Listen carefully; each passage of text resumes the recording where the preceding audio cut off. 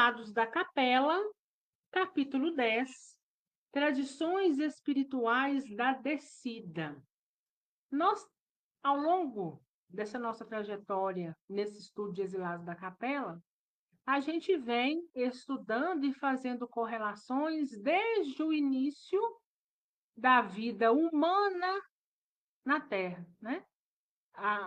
Da forma mais primitiva, e nós estamos caminhando e nós paramos no capítulo 9 na questão dos exilados, daqueles que chegaram até a Terra, daqueles um pouco mais evoluídos, aqueles que vieram de Capela, no intuito da miscigenação, da mistura entre o primitivo, para então avançar, alavancar, dar um salto, ao mesmo tempo ajudando numa formação terrena um pouco mais evoluída, e em contrapartida os capelinos encontrando aqui solo fértil para que eles pudessem desenvolver aquilo que eles não conseguiram e que estavam estagnados em Capela.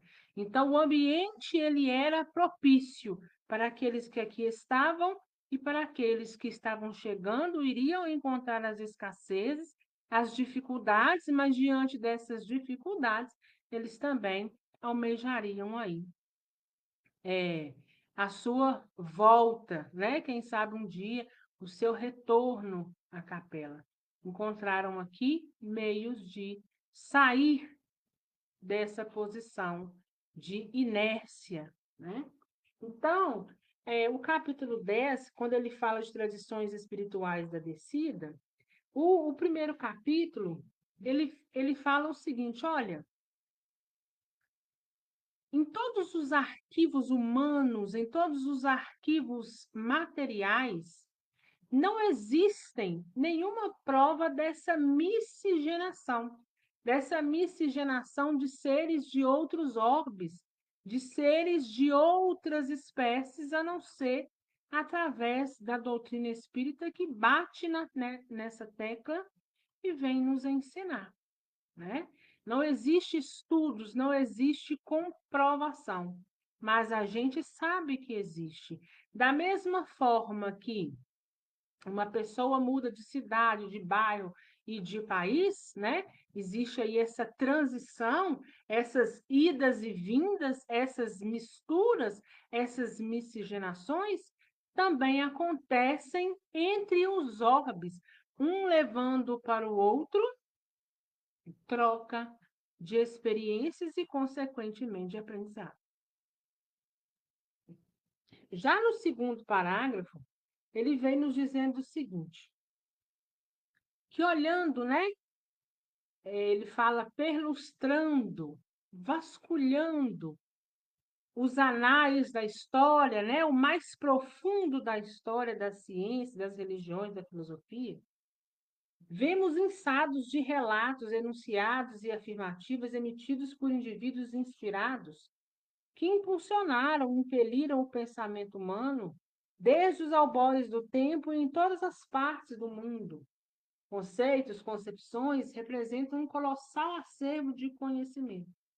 Mas em nenhum desses textos a cortina jamais foi levantada tão alta para deixar ver como esta humanidade se formou no nascedouro segundo as linhas espirituais da questão.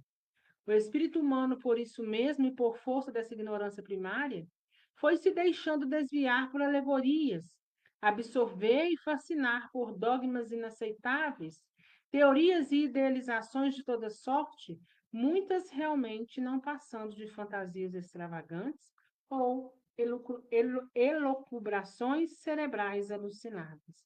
Então, veja bem, nenhum estudo, nada, nenhum arquivo do conhecimento humano fala dessa miscigenação, dessa troca de indivíduo entre os orbes, né? Orbes diferentes. E ele fala um pouquinho mais, olha, ainda que a gente vasculhe tudo, ainda que haja algum pontinho aqui ou ali, Alguém que deixou algum texto, nada foi descortinado da forma em que se descortinou pelo Espiritismo, principalmente nas obras de Kardec, né? Nós que já estudamos, e quem já estudou aí até mesmo em separado Evolução em Dois Mundos, sabe e consegue compreender muito bem de onde nós vimos, como foi o nascedouro de cada um de nós e a trajetória que nós fizemos para chegar até onde nós estamos e a trajetória que muitos que vieram antes de nós ainda continuam fazendo para alcançar aí o que a gente precisa hoje está com um ponto fixo é a classe dos espíritos puros. Nós sabemos que dentro da classe dos espíritos puros ainda existem degraus de ascensão, mas isso não é para a gente preocupar agora, porque nós ainda nem chegamos lá, né? Então, o que nós queremos hoje é estar com Jesus. Jesus, nós sabemos que está na classe dos espíritos puros, porque assim Kardec nos ensina no livro dos Espíritos, né? Então, Jesus lá se encontra e nós estamos fazendo a nossa caminhada evolutiva para chegar até ele. Mas existe aí essa questão de um orbe ajudar o outro, né? Ou ajudar integrantes que vêm de um e do outro, né? Então, sempre que possível é feito essa inserção, né, de uns dentro de outros órgãos, para que, com o conhecimento que eles têm, eles possam ajudar o outro orbe no avanço e aquele ambiente primitivo possa ajudar aquele que está, então, estagnado. Todavia, nesse particular que nos interessa agora, nem tudo se perdeu da realidade. E buscando-se no fundo da trama, muitas vezes, inextricável e quase sempre alegórica dessas tradições milenares, descobrem-se aqui e ali filões reveladores das mais puras gemas que demonstram não só a autenticidade, como também a exatidão dos detalhes desses empolgantes acontecimentos históricos que estão sendo trazidos a lume pelos mensageiros do Senhor nos dias que correm. Ele está falando, olha, ainda que, né, muita coisa se perdeu desde que esses capelinos chegaram, né, porque dogmas foram implantados, muitas coisas foram tomando rumos diferentes, as interpretações foram feitas cada qual com o seu interesse, né? Ainda assim, foi e conseguiu, né, fazer com que nós tivéssemos e chegássemos a o que necessitava naquele momento. Assim, compulsando-se a tradição religiosa dos hebreus, verifica-se que o livro apócrifo de Enoque diz em certo trecho, capítulo 6, versículo 21, houve anjos chamados veladores que se deixaram cair do céu para amar as filhas da terra. E quando os anjos, os filhos do céu, as viram por elas, se apaixonaram e disseram entre si: vamos escolher esposas da raça dos homens e procriemos filhos. Então, seu chefe Zamiasa lhe disse: talvez não tenhais coragem para efetivar essa resolução, e eu ficarei sozinho, responsável pela vossa queda. Mas eles lhes responderam: juramos de não nos arrepender e de levar a efeito a nossa intenção. E foram 200 deles que desceram sobre a montanha de Armon. A partir de então, essa montanha foi denominada Armon, que quer dizer montanha do juramento. Desses consórcios nasceram gigantes que oprimiram os homens. Eis os nomes dos chefes desses anjos que desceram: Samiasá, que era o primeiro de todos, Uraque-Baramel, Azibel, Tamiel, Ramuel, Danel, Amazaraque, Askel, Saraquinial, Azael, Asmer, Batral, Anami, Zavelel, Sansavel, Ertrael, Turel, Jomiael e Arazial. Eles tomaram esposas com as quais viveram, ensinando-lhes a magia, os encantamentos e a divisão das raízes e das árvores. Amarazaki ensinou todos os segredos dos encantamentos. Batral foi o mestre dos que observavam os astros. Askel revelou os signos e Azael revelou os movimentos da lua. Este livro de Enoque, anterior aos de Moisés, é também muito citado pelos exegetas da antiguidade e pelo apóstolo Judas Tadeu em sua epístola, versículo 14, e dá, pois, testemunho deste acontecimento. Enoque, no velho hebraico, significa iniciado. Falam dele Orígenes, Procópio, Tertuliano, Lactâncio, Justino, Irineu de Leão, Clemente de Alexandria e os outros santos católicos. Os maniqueus o citavam miúdo, e Eusébio diz em sua obra intitulada A Preparação do Cristão no Espírito do Evangelho, que Moisés, no Egito, aprendeu com esse livro de Enoque.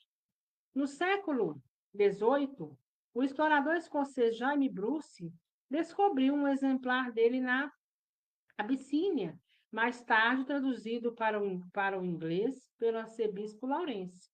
Os etíopes, que são as medianitas da Bíblia, também diziam que Moisés abeberrou-se nesse livro, que lhe foram ofertado por seu sogro, o sacerdote Jetro, e que dele se valeu para escrever a Gênesis. Então, ele vem fazendo umas passagens aqui, uns nomes estranhos, né? Então, ele fala, olha, desceram anjos, desceram os chamados veladores, né? Nós podemos entender não como sendo anjos na questão de superioridade, mas nós podemos entender aqueles que desceram para iniciar-se a diferença, para iniciar-se, então, a regeneração, né, de capela, mas até em relação à capela primitiva. Quando a gente faz essa leitura, observando o seguinte, olha, seres vieram para a Terra porque Capela já não os comportava. Então, eles vieram para a Terra no intuito de uma ajuda mútua. E Capela regenerou-se, ou seja, ela ascendeu, ela deu um passo mais alto rumo à evolução. Se nós sabemos que a Terra está se regenerando, nós também já temos, né, essa ideia, e já nos foi dito, que a Terra não comportará mais determinados seres e que esses seres irão para as superterras, que são outros orbes, né? Lá é um local primitivo, onde existem aqueles ali em evolução primitivos mesmos, como o homem de Neandertal, como os capelinos encontraram a Terra, né? E aqueles que daqui irão para lá é porque o conhecimento também, o desenvolvimento está estagnado. O conhecimento os tem, mas não o faz para o bem e não adianta. Então, por misericórdia, Jesus os tira desse ambiente, leva para um ambiente propício ao aprendizado, né? Porque se aqui, da forma que está difícil, vamos levá-los então para um local mais de fácil entendimento. Mas, em consequência, um lugar mais primitivo, um lugar que não tem os recursos aos quais tinham antes. Então, a gente pensa, né, que a mesma coisa que aconteceu com Capela está acontecendo com a Terra. A Terra vai ascender, no sentido de alcançar um patamar a mais de positividade. A Terra está saindo de mundo de expiação e prova para entrar em mundo de regeneração, assim como aconteceu com Capela um dia. Então, alguns que estão na Terra vão embora, por enquanto, não mais reencarnarão aqui. E nós ficamos pensando o seguinte: eu, pelo menos, não quero ser anjo velador de nada. para levar conhecimento nenhum. Eu quero evoluir, né? Eu quero, se possível, voltar para a Terra. Mas eu tenho a consciência de que eu preciso, dentro dos meus pensamentos e comportamentos, eu preciso ser mais do bem do que da negatividade. Porque se eu ainda dentro de mim houver pontos negativos, é uma questão de vibração, é uma questão de ponto de desenvolvimento, né? Então, se eu vibro no negativo, automaticamente aqui eu não vou poder permanecer, né? Então, Capela seguiu o seu curso normal e aqueles chegaram à Terra se misturando àquelas que aqui se encontravam, com a finalidade de miscigenar, de misturar, de trazer algo para cá, mas também de aprender, ou pelo menos de colocar as ideias no lugar, a fim de um dia, quem sabe, retornar à capela. Os Jubileus, outro livro muito antigo dos Hebreus, acrescenta que os veladores vieram à Terra para ensinar aos homens a vida perfeita, mas acabaram seduzidos pelas mulheres encarnadas. Este livro, também conhecido como a Pequena Bíblia, é considerado ainda mais antigo que o próprio Velho Testamento. Nós vamos encontrar aqui, gente, palavras, né, que ao longo da trajetória foram criando-se alegorias, foram criando-se histórias. Mas nós precisamos continuar, ainda que essas escrituras existem, nós precisamos continuar batendo na tecla de que essa miscigenação, esse povo que veio exilado de lá para cá, é porque aqui era o ambiente propício para eles permanecerem. E que eles vieram pela misericórdia divina. Que eles detinham um determinado conhecimento, mas estavam estagnados e lá não poderiam ficar. Então, a misericórdia deu-lhes outro lugar onde o sofrimento seria menor no sentido de se lá estivesse, seria muito maior, porque eles não iriam suportar a energia daquele lugar. Então, ainda de que um lugar mais remoto, um lugar mais primitivo, aqui tinha para eles, então, o quê? O verdadeiro aprendizado a fim de aprimoramento. Vamos avançando. Eu vou pular, porque são outras, né? Vem na mesma coisa. Agora eu vim falar da tradição dos hebreus. E agora vamos pular lá para outra página, para a gente falar do Éden, né?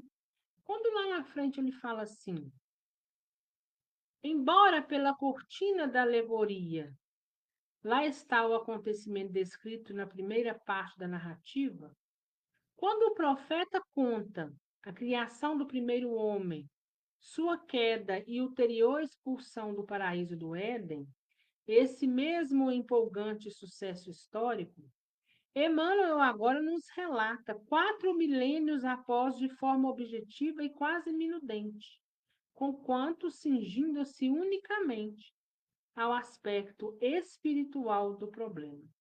Então, agora, Emmanuel vai começar a nos explicar, lá naquela questão do Éden, das expulsões que aconteceram, naquele momento histórico. E assim, pois ele adverte, referindo-se às finalidades de sua já citada obra.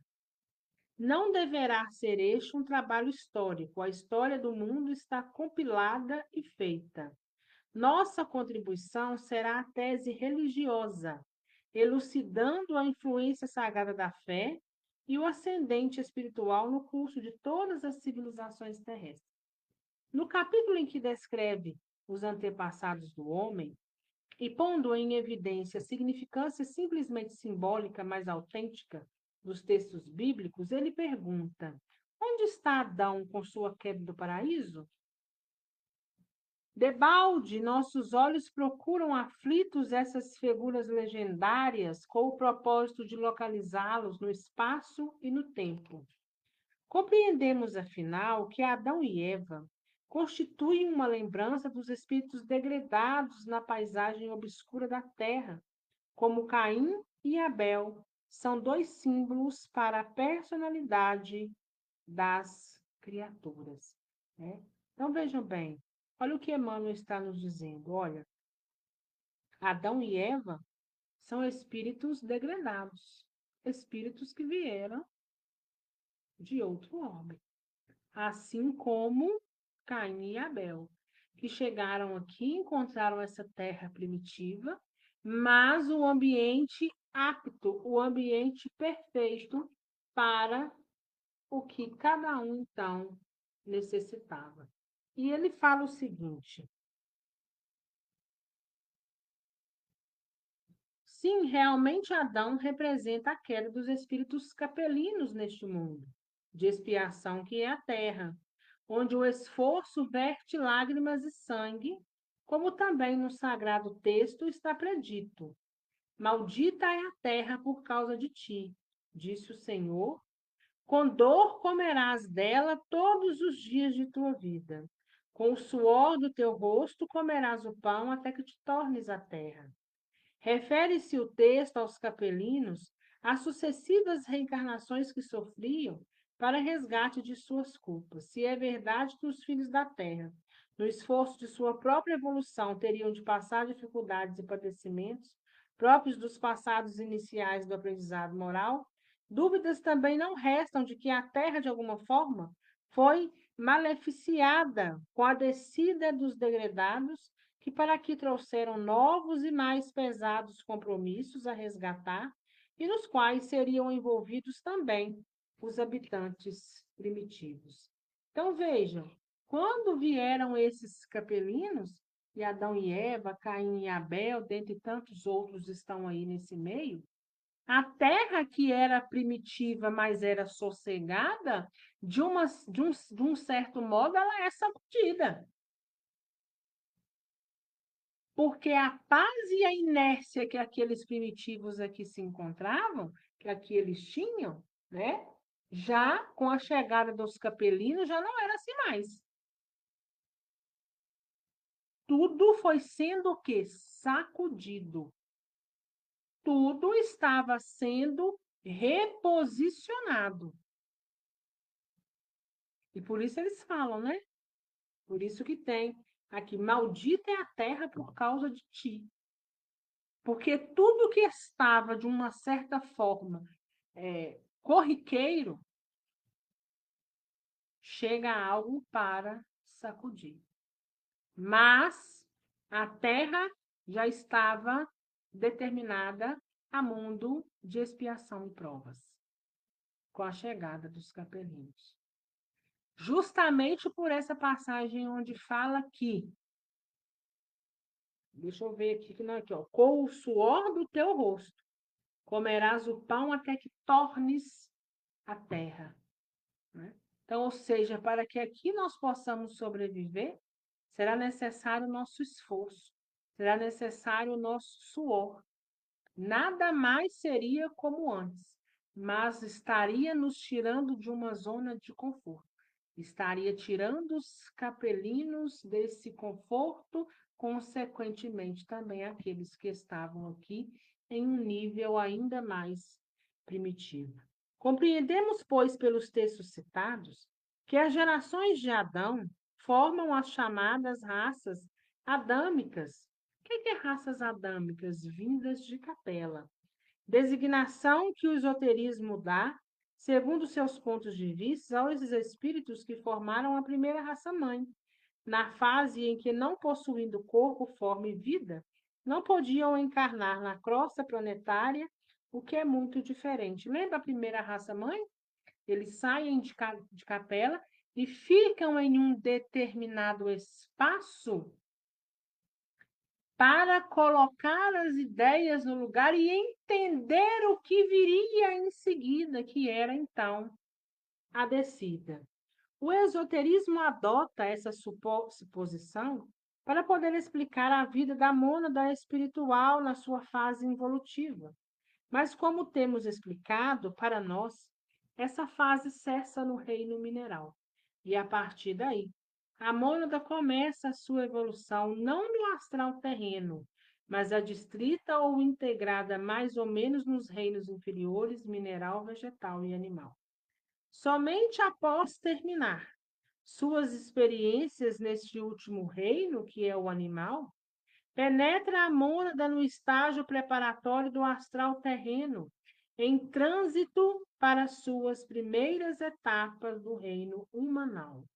Então, nós iniciamos os capelinos, aqueles que vieram, aqueles um pouco mais desenvolvidos, tudo isso serviu juntamente, né, com todo o desenvolvimento para nos explicar todo o início aqui na Terra, né? Nós fomos criados sem telha, nós nos desenvolvemos no reino mineral, no reino animal, no reino vegetal, os capelinos também, eles da mesma forma. E agora nós estamos aqui nesse reino humanal, né? Que não deixa de ser animal, que agora está um pouco mais evoluído, né? Pelo menos em alguns sentidos, né? Mas principalmente no que tange a raciocinar, a termos discernimento. Então, a gente sai de uma evolução puramente material de corpo, então agora que a gente tem o discernimento, nós entramos então agora no desenvolvimento moral, em busca desse desenvolvimento moral. Alguns capelinos os tinham, outros nem tanto, e ainda assim foram caminhando rumo, né, para que então pudessem ir se aprimorando, ou pelo menos colocar em prática aquilo que já estava com eles, mas que eles não tinham, não estavam ali conseguindo, né, utilizar da maneira adequada, e por isso foram, como se diz, exilados, expulsos de capela, mas não por punição, mas por misericórdia. Qualquer dessas fases dura milênios. Então, do reino mineral para o vegetal, milênios e milênios. Do reino vegetal para o animal, milênios e milênios. Então, veja bem, nós, ainda que nós tenhamos a nossa imperfeição, e quando a gente olha para Jesus, a gente vê, nossa, eu estou muito atrasado, mas nós já caminhamos muito. Muito temos a caminhar, com certeza, mas não vamos nos subestimar. Porque se aqui nós chegamos, nós já temos e conseguimos um desenvolvimento muito grande. Então, nós não queremos estagnar, nós queremos caminhar sempre, né? Ainda que a passos curtos, mas nós não queremos estagnar. Por isso é importante nós trazermos o quê? A conduta, pegar a teoria e trazer para a conduta. Mas retornando à narrativa e no entendimento iniciático, diremos que Caim e Abel, os dois primeiros filhos, são unicamente símbolo das tendências do caráter dessas legiões de emigrados, formados em partes por espíritos rebeldes, violentos e orgulhosos, e em partes por outros, ainda que criminosos, porém jamais pacificados, conformados e submissos à vontade do Senhor. Então ele fala, olha aqui, Caim e Abel podem ser uma simbologia, mas eles fazem parte, né, das tendências do caráter daqueles emigrados, daqueles que vieram de Capela. Aqueles que vieram de Capela, eles eram rebeldes, violentos, orgulhosos, né? E quando a gente coloca aí todos esses adjetivos e olha para a terra, a gente fala misericórdia, estão aqui até hoje. Até hoje nós não conseguimos filtrar essa questão da violência, da rebeldia e do orgulho, né? Eles ainda se perfazem entre nós. Então, olha quanto tempo de evolução para a Terra chegar aonde chegou, né? E ainda assim nós não conseguimos o desenvolvimento moral completamente necessário. Alguns estão um pouco mais à frente. Os que ainda não conseguiram, nós vamos considerar estagnados. E esses estagnados não mais aqui permanecerão. A corrente de Caim mais numerosa foi a que primeiro se reencarnou, como já vimos entre os povos da terceira raça, que mais depressa e mais facilmente vinculou-se aos filhos da terra, os habitantes primitivos, vindo a formar sem contestação, a massa predominante dos habitantes do planeta naquela época e cujo caráter dominador e violento predomina até nossos dias em muitos povos. Como conta Moisés, e saiu Caim da face do Senhor e habitou na terra de Nod, na banda do oriente do Éden, e conheceu Caim, a sua mulher, e ela concebeu e gerou Enoque, e ele edificou uma cidade. É fácil de ver que se Caim e Abel realmente tivessem existido como filhos primeiros do primeiro casal humano, não teria Caim encontrado mulher para com ele se casar, porque a terra seria então desabitada. É, pois, evidente que os capelinos, ao chegar, já encontraram o mundo habitado por outros homens. E aí, isso aqui responde a nossa pergunta, né? Olha, Adão e Eva, quando chegaram, era somente eles? Adão e Eva, essa raça adâmica que veio de Capela, quando aqui chegaram, a terra também já era habitada. Não era somente eles que aqui se encontravam. Quando ele fala, olha, Adão e Eva teve Caim e Abel. E Caim, ele encontrou a sua esposa, né? E aí nós precisamos ter a nossa fé raciocinada e pensar o seguinte, olha, se Caim encontrou uma esposa, não era só Adão e Eva que estavam na terra, né? E daí a gente começa a entender essa miscigenação. Fazendo uma correlação, nós podemos trazer para a questão do Brasil. Quando os portugueses aqui chegaram, a terra também já era habitada, né? Eu até ouso em dizer que o Brasil ele não foi descoberto em 1500, porque quando aqui chegaram os portugueses, né, o Brasil já estava habitado pelos índios, né? Então, eles não descobriram nada, né? Eles apenas agregaram. O texto significa que as primeiras legiões de exilados, saindo da presença do Senhor em Capela, vieram à Terra, encarnando-se primeiramente no Oriente, mesclando-se com as mulheres dos povos aí existentes, gerando descendentes e edificando cidades, e dizendo, da banda do Oriente do Éden, confirma o conceito, porque é suposição corrente que o Éden da Bíblia, se bem que é alegórico, referia-se a uma região situada na Ásia Menor, e o oriente dessa região justamente fica para os lados da Lemúria e Ásia, onde habitavam os Rutas da terceira raça. E quanto aos exilados da corrente de Abel, diz a Gênese, na força do seu símbolo, que eles foram suprimidos logo no princípio, o que deixa entender que sua permanência na terra foi curta. Então, ou seja, Caim matou Abel. Caim fazia parte daquele grupo mais rebelde, mais orgulhoso, né? Mas Abel era uma parte boa, mas que essa parte boa, ela viveu e permaneceu aqui por pouco tempo, porque a parte ruim, sendo maior, dizimou então aquilo que era bom. Prosseguindo na enumeração das tradições referente à descida dos exilados de Capela, verificamos que os babilônios antigos, conforme inscrições cuneiformes descobertas pela ciência em escavações situadas em Cuniunique, povoação da antiga Caldeia, somente reconheciam como tendo existido à época do dilúvio duas raças de homens, sendo uma de pele escura que denominavam os Adames negros e outra de pele clara que denominavam os Sarcos, ambas tendo por antepassados uma raça de deuses que desceram à terra, obedecendo a 7 chefes, cada um dos quais orientava e conduzia uma massa de homens. Acrescentavam essas inscrições que esses seres eram considerados prisioneiros da carne, deuses encarnados, e terminavam afirmando que foi assim que se formaram as 7 raças adâmicas primitivas, né? Então, as alegorias são muito, as falas são enormes, mas nós vamos continuar resumindo em um contexto. Aqui já era habitado. Capelinos chegaram e aconteceram a miscigenação, né? E foi aí a mistura. Chegaram capelinos de cores mais escuras, porque chegaram lá na Lemúria, outros, né, na Lemúria e na Ásia, outros estavam por outra parte. Então, aquele ambiente era propício e foram fazendo, através também dessa miscigenação, as cores, né?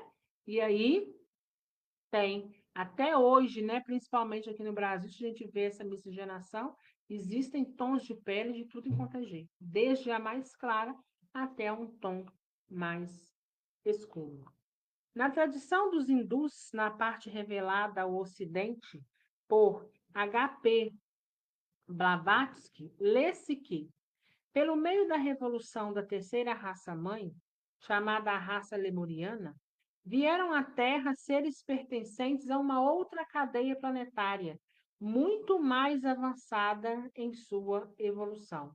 Esses membros de uma comunidade altamente evoluída, seres gloriosos aos quais seu aspecto brilhante valeu o título de Filhos do Fogo, constituem uma ordem sublime entre os filhos de Manás.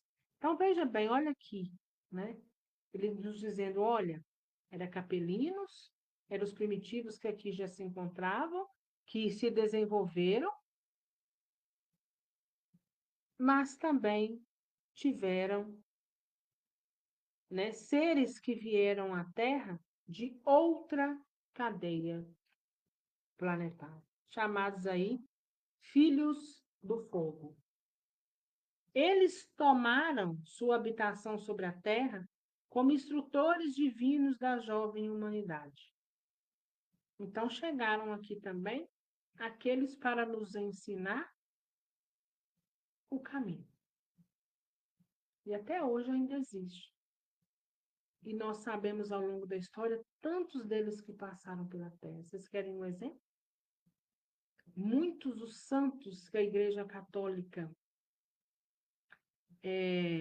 são devotos, são espíritos evoluidíssimos que passaram pela Terra com o intuito de nos ensinar um pouco do que é o amor.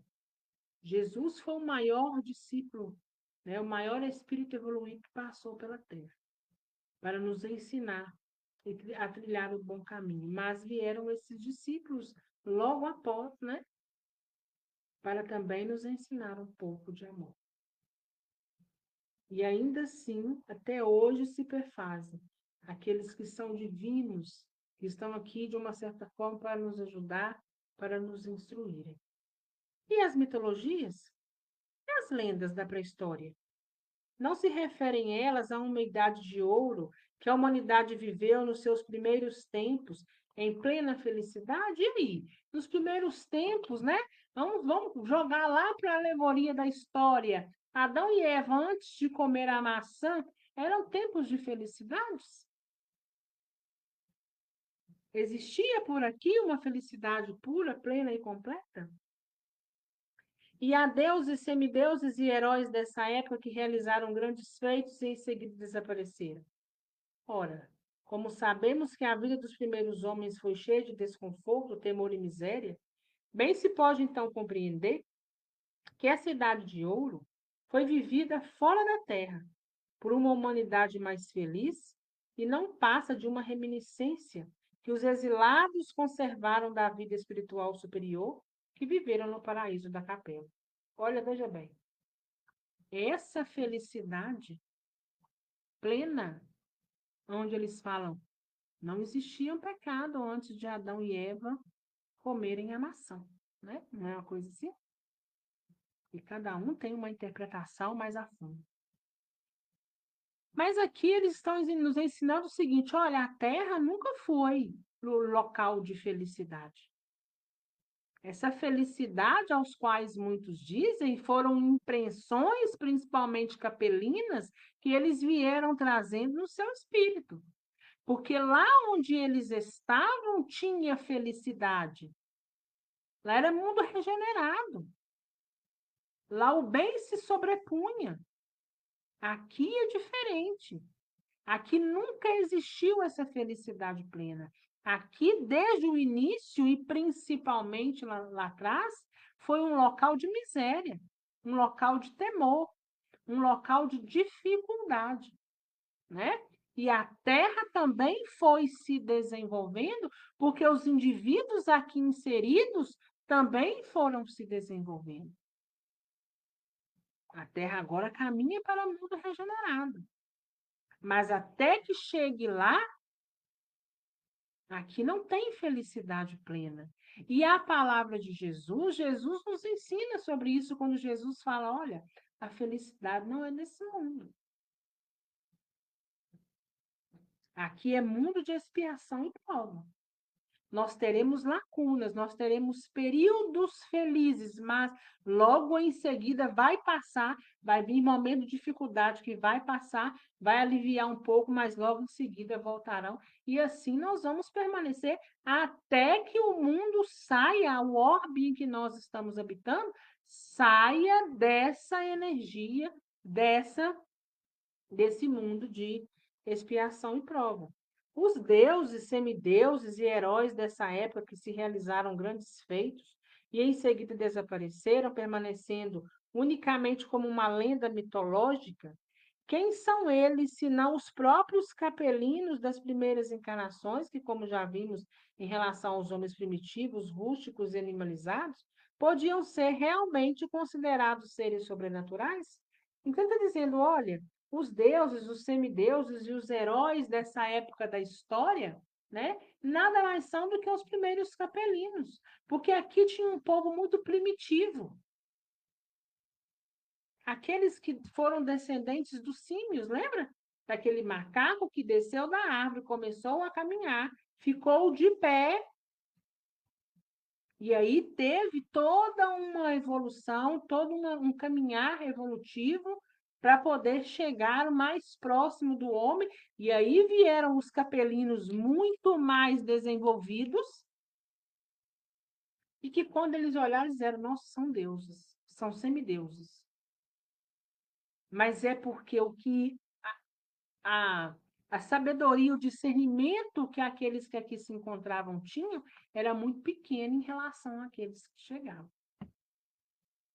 E os heróis antigos, que se revoltaram contra Zeus, o deus grego, para se apoderarem do céu e foram arrojados ao Tártaro, não serão os mesmos espíritos da capela que lá no seu mundo se rebelaram e que por isso foram projetados para a Terra? Os heróis atingidos, que se tornavam imortais e semideuses, não eram sempre filhos de deuses mitológicos e de mulheres encarnadas? Pois esses deuses são os capelinos que se ligaram às mulheres da terra. Plutarco escreveu que os heróis podiam subir, aperfeiçoando-se ao grau de demônios, daemon, gênios, espíritos protetores e até os de deuses, espíritos superiores. O oráculo de Delfos, na Grécia, a miúdo, anunciava essas ascensões espirituais dos heróis gregos. Isso não deixa patente o conhecimento que tinham os antigos sobre as reencarnações, a evolução dos espíritos e o intercâmbio entre os mundos? Né?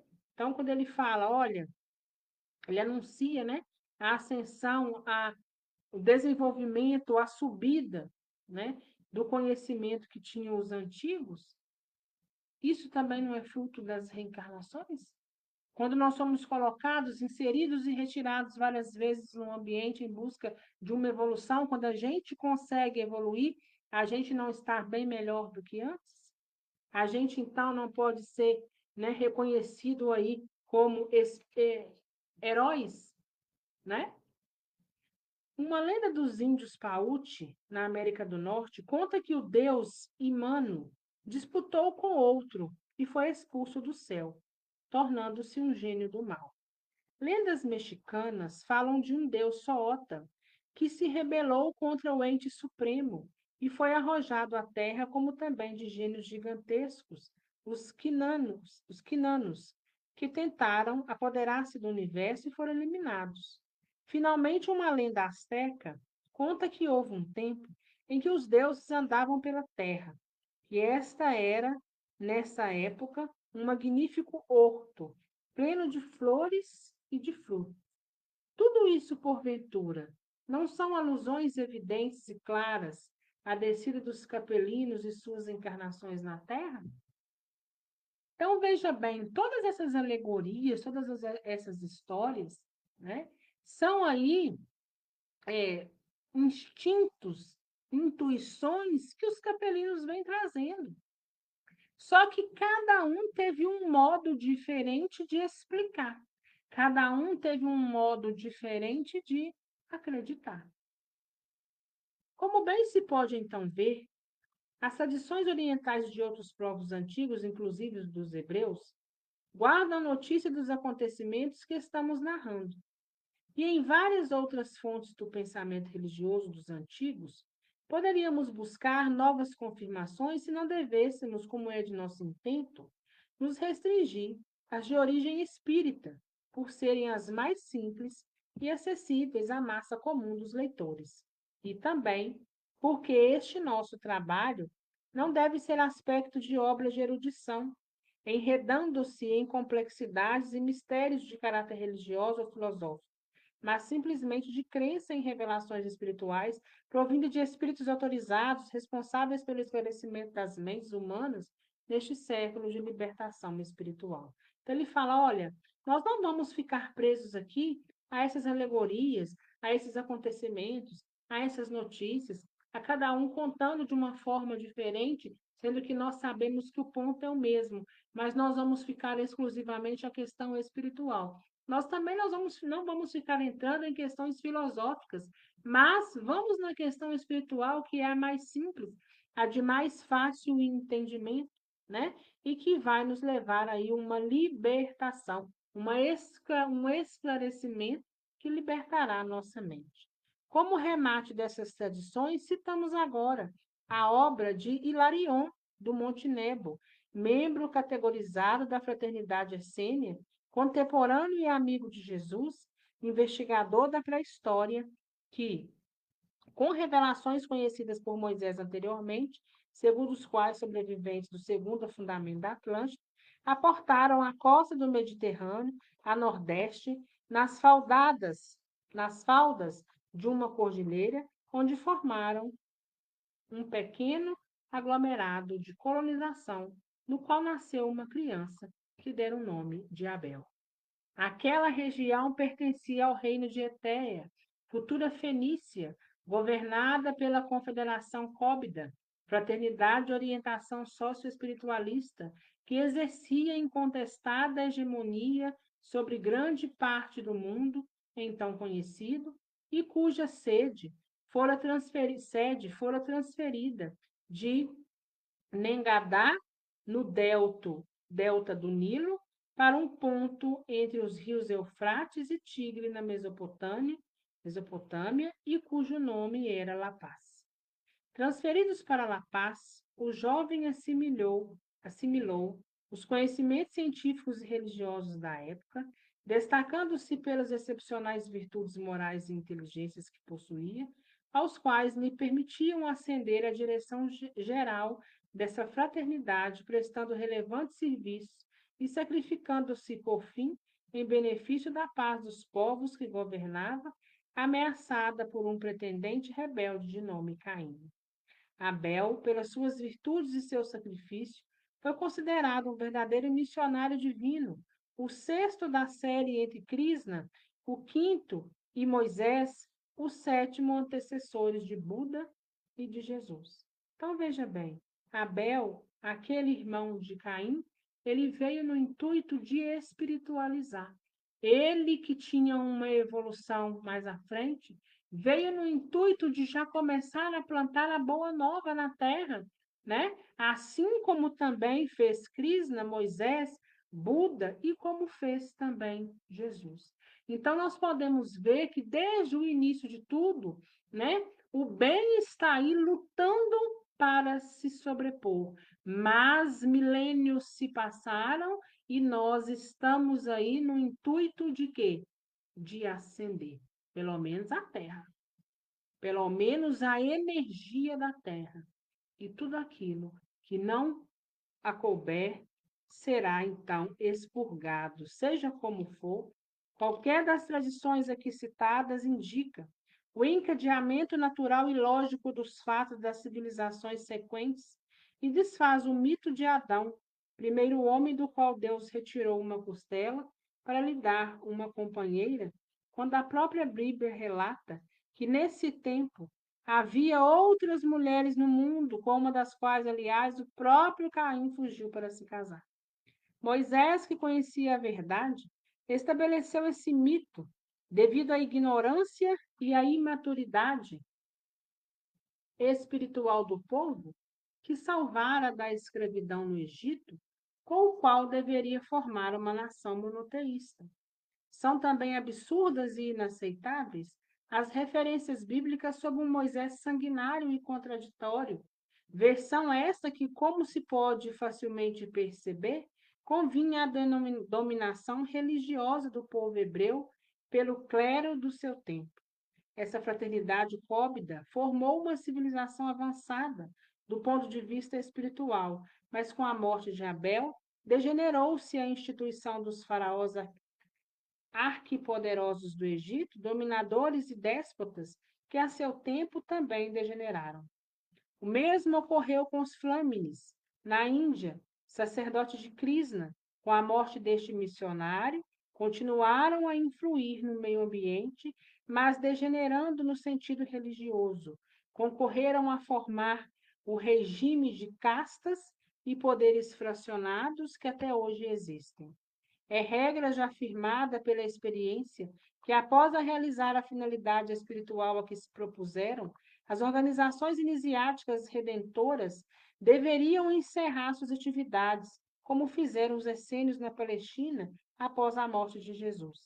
Não deveriam fundir-se com a sociedade que decorresse de suas atividades missionárias, porque não poderiam conservar sua pureza e elevada condição. Para se perpetuarem, teriam de aliar-se à nova ordem de coisas quase sempre com base na força, passando por cima das leis espirituais do amor universal que vieram estabelecer na Terra.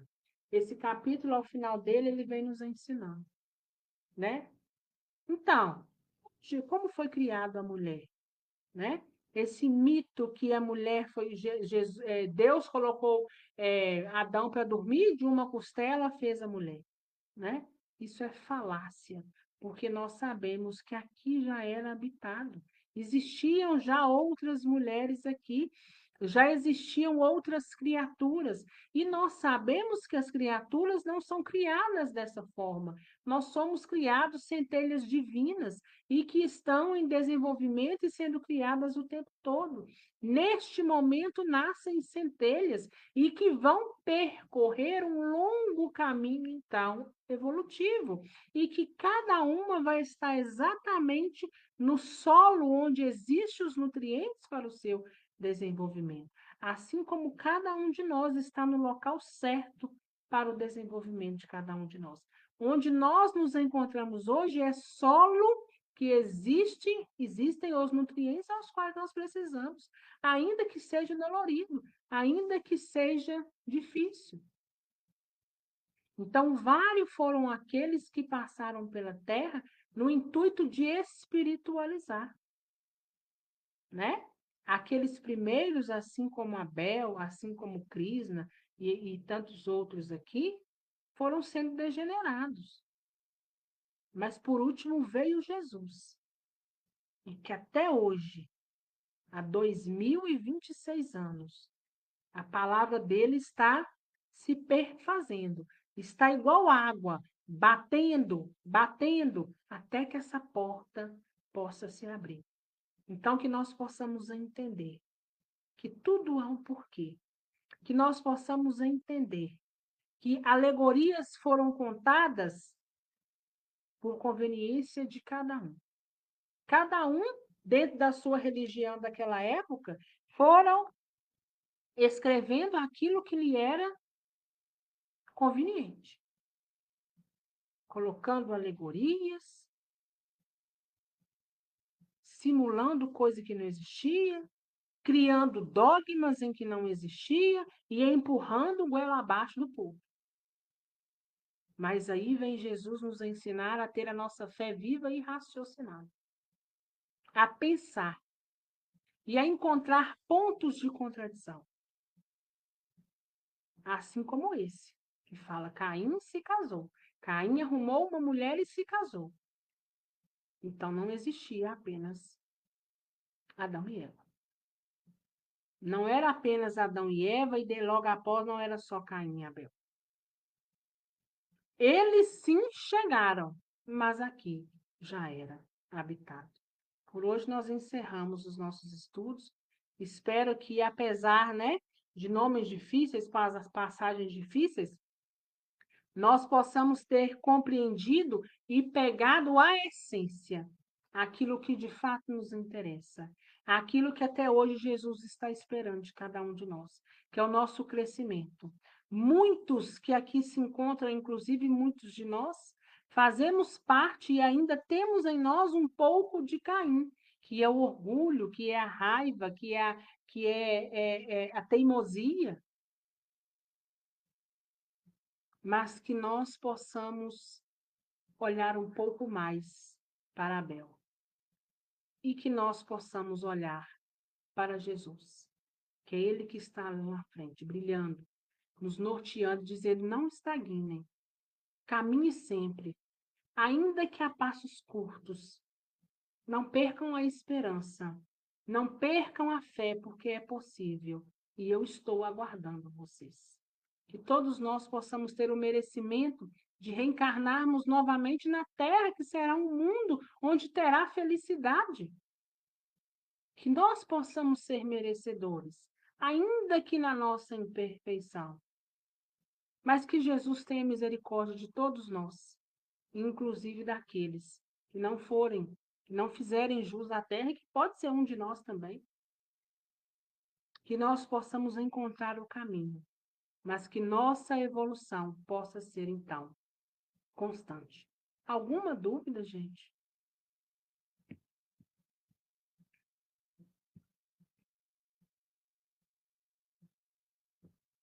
Márcia Cristina, boa noite. Rosana, boa noite. Cléo, boa noite. Feliz ano novo, Cléo, para todos nós, né? Tudo bem, gente?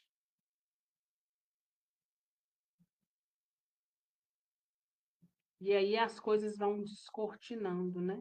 Na nossa frente. E a gente vai deixando de acreditar em tanta historinha, porque é aquilo que os livros nos ensinam chegam com uma verdade ao qual nos faz raciocinar e encontrar os pontos, né? As respostas aos quais nos faltavam.